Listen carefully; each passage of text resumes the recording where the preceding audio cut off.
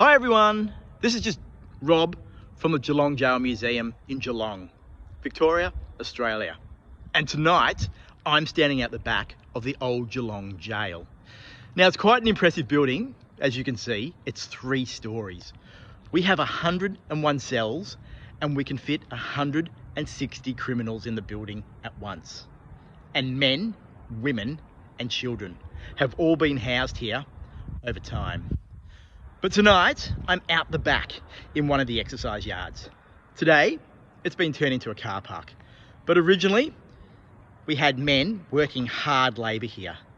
But the reason I'm here tonight is to show you something really exciting. This is one of my favourite things here at the jail.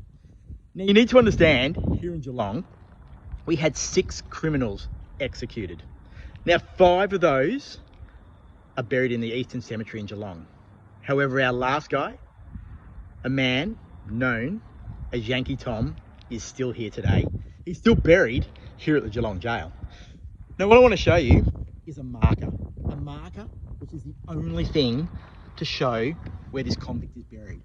You can see here in the bottom brick, it's actually a broad arrow. That is it. That is the only marker to say where a prisoner is buried here in Geelong. It's quite sad to think that this is the only marker we actually have. But it's where he is. Now there are a lot of urban myths in Victoria that actually state that executed prisoners are actually buried standing up 2 feet from the wall facing east, so they can never see the sun set. Now we know that prisoners weren't buried standing up.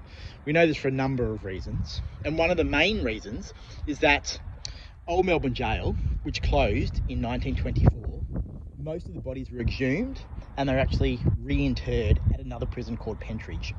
Now there's actually photos of those graves being exhumed, and the coffins were actually buried properly, laying down. But we also know, with prisons all over Australia, all of the colonial jails that are now being sold to developers, that the cemeteries are actually being exhumed. And the ones in Pentridge, famous people such as Ned Kelly, have been exhumed, and again they're laying down. So we know that this is just a fantastic urban myth that is spread around Victoria. But tonight, guys, I really just wanted to show you this amazing part of our history here at Geelong Gaol. Today, as I said, it's a car park, and so many people park in this car park every day and have no idea that we have a bushranger buried here in the car park. Anyway, guys, thank you so much for listening to me tonight. I do hope you enjoyed it. If you are in Geelong, drop down, say good day, because we just love sharing history. We love the history of Geelong, we love the history of the Geelong Gaol, but most of all, we just love the history of crime and justice in Australia. Thanks, guys.